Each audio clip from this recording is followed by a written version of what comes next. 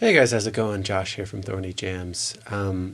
Today I wanted to touch on a tuning called the Spirit tuning, after Death of the Virgin Spirit by Will Ackerman, but I think it's a cool name anyways. And this is a unique tuning. It's not one of the more accessible ones that I've dealt with, but I do like how it sounds, and I think there's some really interesting things you can do with it. But yeah, you kind of have to sort of play with it a bit and sort of find where the sweet spots are. So anyways, to get into the tuning, it is C sharp, A, C sharp, G sharp, A, E, starting from the top. And that makes a few different chords. One would be an A major 7th chord, which would probably sound like a much brighter, upbeat tuning. But this one is actually, because the C sharp is in the bass, sounds more like a C sharp minor, with that A adding in like an interesting 4th kind of dissonance to the chord. Yeah, so I played around with the tuning a lot, and at first I didn't like it. Truthfully, I didn't think there was really much to be done with it. It had a very dark feel, and everything I did kind of had that sort of dark minor feel to it. Didn't feel like I could really move very easily in the tuning.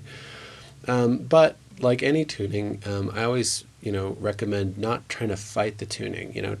See what open strings you have and see what chords naturally emerge that way.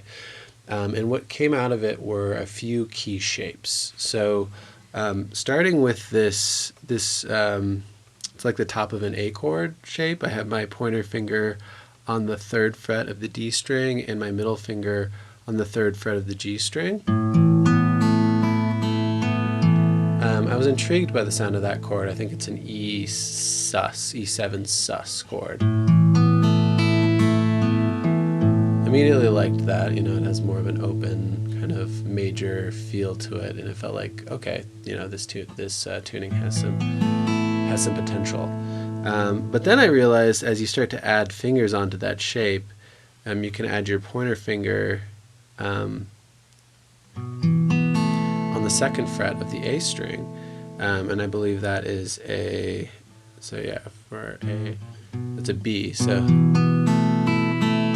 now you have a B in the bass of that E chord, and that shape just lends itself, because you've got these 5ths here. It lends itself to moving up and down the neck and playing around with new voicings and open strings. So.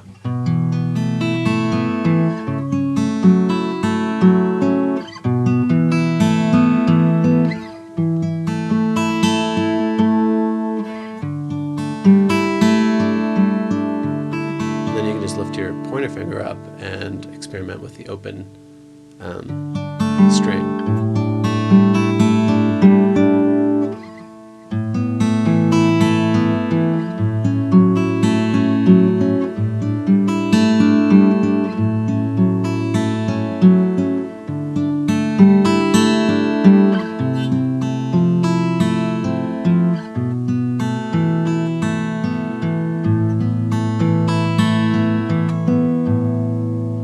So yeah, I realized after I found that shape, you can basically do no wrong with that shape. You'll start moving. Your fingers will naturally move to the consonant intervals up and down the neck, and you'll really find some interesting open string voicings. So that's one thing to play around with. Another one, because this is an A here, it naturally lends itself to playing in A, and there's an A minor right here.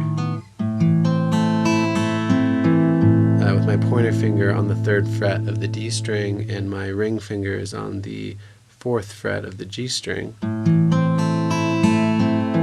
you get a nice kind of open A minor there.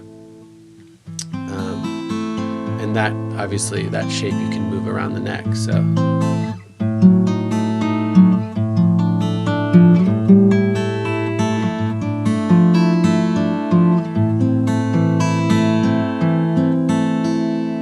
And then the same thing with this shape. You can actually add in some your pointer finger in this case on the 3rd fret of the A string, and it immediately put a C in the bass of that A minor chord, which has an interesting sound. But now I also have a major triad here with these 3 strings, so I can move that shape up and down the neck.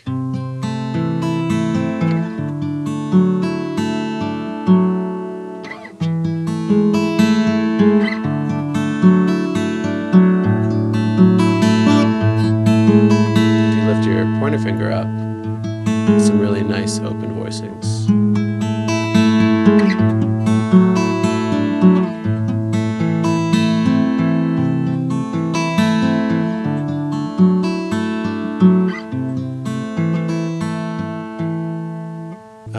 And then with that A minor shape, you can obviously move your ring finger up a fret and make a major chord. So a nice open major chord, and then that can be moved, that shape can be moved up and down the neck, obviously adjusting for the minor intervals. So.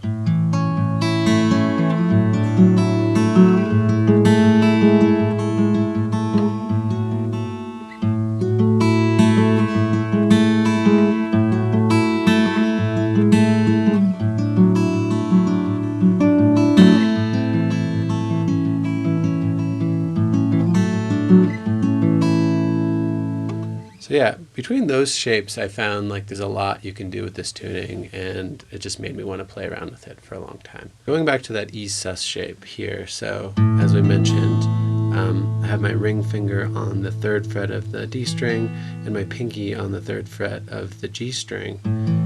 I can add in that pointer finger bass note there, but I can also add in a middle finger on the 3rd fret, so creating this shape. And that creates some really interesting voicings up and down the neck.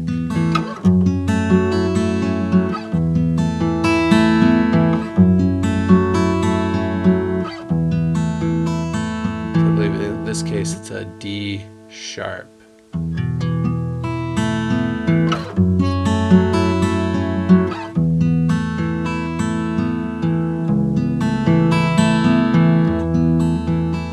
you can lift up your middle finger. You can also lift up your pinky for some really interesting open string, some very interesting open sounds on that G sharp string.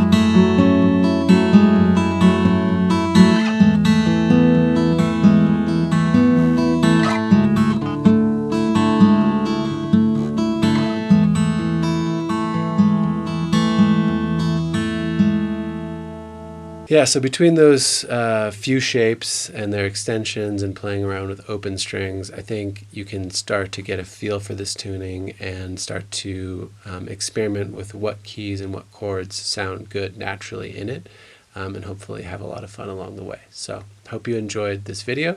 Hope you get some time to play around with this tuning. Let me know how it goes. And if you want to see more videos on open tunings like this, click that subscribe button. I come out with a new one every week. Thanks again for watching, and see you next week.